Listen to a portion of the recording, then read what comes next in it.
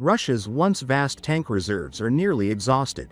According to new OSINT data, only 32 tanks remain in good condition at Russian storage facilities, while thousands of others are rusting, stripped for parts, or beyond repair after nearly 3 years of full-scale war against Ukraine.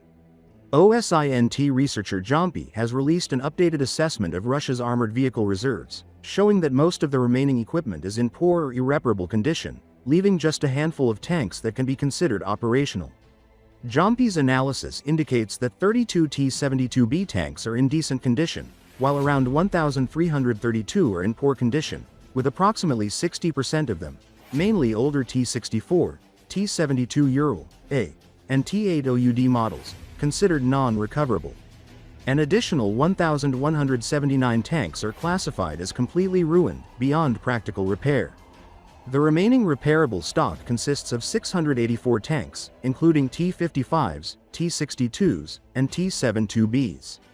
These figures reflect what is left after extensive reactivation, dismantling for spare parts, and heavy battlefield losses.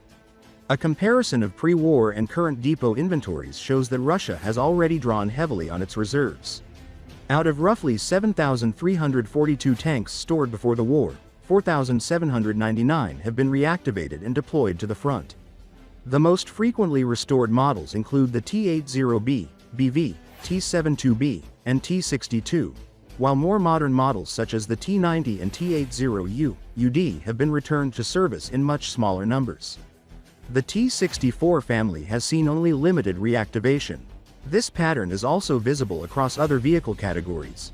Of 7,121 BMP infantry fighting vehicles stored before the war, 4,999 have already been mobilized, leaving only a small portion of serviceable reserves. Artillery inventories have thinned significantly as well.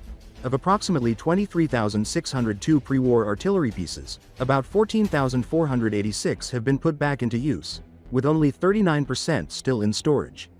The situation is similar for multiple launch rocket systems.